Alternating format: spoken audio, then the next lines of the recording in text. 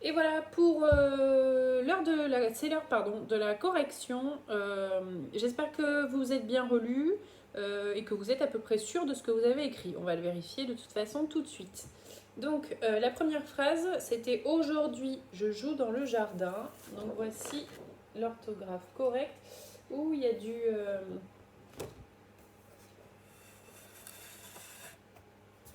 on fait un peu de mise en scène en direct de la dictée. J'ai l'impression qu'il y avait de la transparence et que vous n'y verriez pas bien. Voilà, il y a encore de la transparence.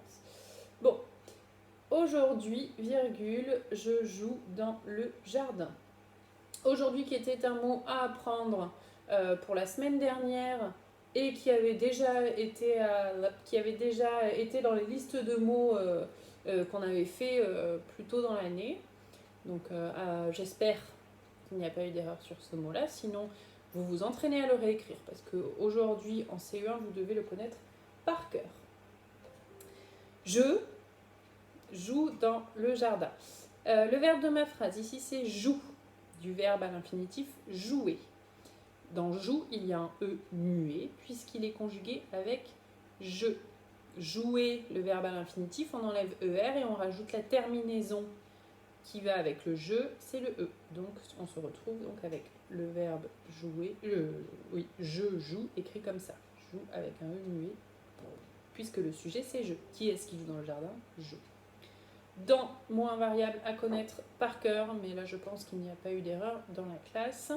Le jardin, c'est un groupe nominal avec comme déterminant le et comme nom jardin. Ici, pas d'adjectif, pas de pluriel, pas de féminin. Donc, un groupe nominal plutôt basique et plutôt simple. Voilà pour la première phrase de la dictée. Et je retourne pour que vous ayez la deuxième.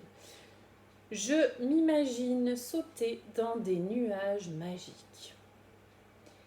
Donc, c'est ce que j'ai tenté de vous faire comprendre lors de la dictée. Je m'imagine, en fait, c'est pour ne pas dire je me imagine. Bon, ça ne se dit pas, on dit je m'imagine puisque ça commence ici par une voyelle. Donc on a le M apostrophe. Imagine, c'est le verbe de ma phrase. Hein. Le verbe à l'infinitif imaginer, avec je comme sujet. Qui est-ce qui s'imagine sauter dans les nuages magiques? C'est toujours je. Avec je, les verbes se terminent par un E. Ça, on le sait.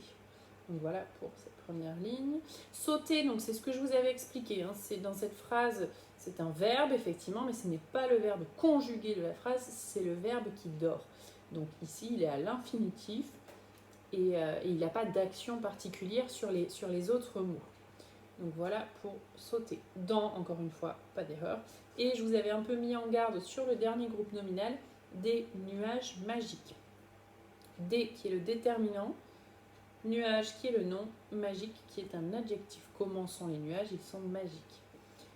Mon déterminant qui est également mon commandant de phrase, il est au pluriel, ce qui veut dire automatiquement que votre nom et que votre adjectif vont eux aussi être au pluriel. C'est pourquoi on trouve un S à nuage et un S à magique.